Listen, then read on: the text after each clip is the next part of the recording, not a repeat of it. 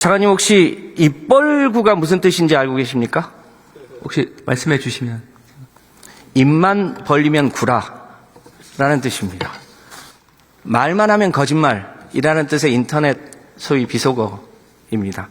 돌이켜보니까요, 윤석열 대통령이 후보 시절부터 지금까지 참 많은 거짓말을 했습니다.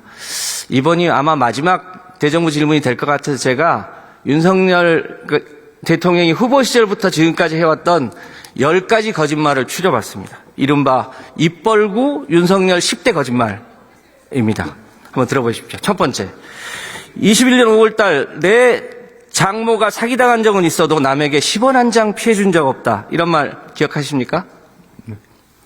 검찰이 상당히 봐줬음에도 불구하고 구속됐었죠. 결과적으로 거짓말 아닙니까? 그 부분에 대한 판단은 제가 할 입지는 아닌 것 같습니다. 둘째, 윤석열 검찰총장 시절에 자신의 직속 부하인 손준성 검사가 작성한 고발 사주 문건에 대해서도 후보 시절에 뻔뻔하게 괴문서라고 거짓말을 한 적이 있습니다. 셋째, 윤석열 씨는 대선 TV 토론 때 손바닥에 왕자를 쓰고 나온 적이 있습니다. 동네 할머니가 써줬다고 하는데 믿을 수가 없는 얘기죠. 이 얘기가 김건희 씨 무속 논란으로 번지자 뭐라고 했냐면요. 우리 집사람은 어릴 때부터 교회에 열심히 다녀서 구약을 다 외운다고 했습니다. 차관님 혹시 교회 다니십니까? 아니, 성당에 다니긴 합니다만, 위원님께서 말씀하신 여러 부분 중에 일부 내용은 현재 또 고발이 돼서 수사 중에 있는 사건이기도 합니다. 그래서 제가 또 구체적인 내용을 또 말씀드리는 거죠. 구약이 총 몇 자인지 아십니까? 270만 자입니다.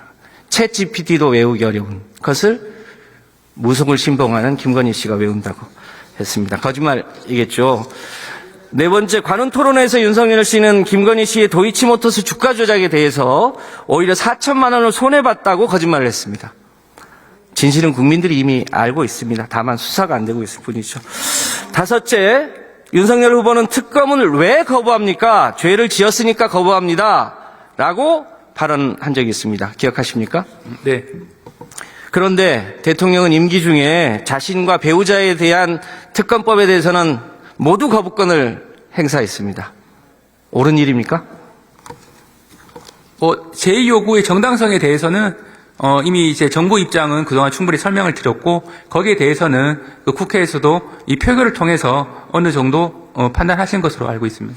여섯째, 22년 9월 달에 미국을 방문한 윤석열 대통령은 국회에서 이 XX들이 승인을 안 해주면 바이든은 쪽팔려서 어떡하나 라는 발언을 한 적이 있습니다. 놀랬죠. 그런데 국민들은 바이든이 아니라 날리면이라는 해명을 들었습니다.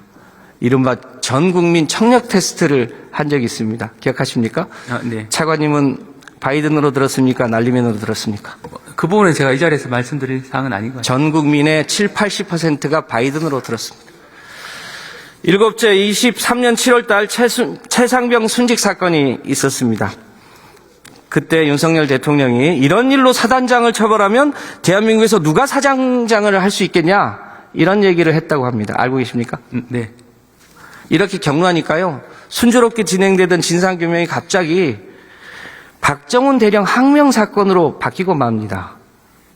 다행히 무죄로 판명이 나긴 했습니다만 다시 조사해야 되지 않겠습니까? 네, 그 부분은 기본적으로 군 검찰에서 수사하고 공판했던 사항이고, 그 부분에 대해서는 이제 그 항소심을 통해서 추가적인 법원의 판단이 있을 것으로 생각을 합니다. 여덟 번째입니다. 24년 6월 달에 산업부의 사무관 정도가 보도자료를 낼 사안임에도 불구하고 동해에서 140억 배럴에 달하는 석유와 가스가 매장되어 있다고 대통령이 직접 브리핑을 한 적이 있습니다. 최근에 산업부가 경제성이 없다고 발표했습니다. 결과적으로 거짓말 아닙니까? 이 부분은 또 산업부에서는 또 추가적인 그런 확인할 필요가 있다라는 입장을 밝힌 것으로 알고 있어서 역대 이런 일로 대통령이 직접 브리핑한 사례가 없었습니다. 아홉 번째, 24년 11월 달에 명태균 씨와 관련해서 선거 개입 의혹이 있었습니다.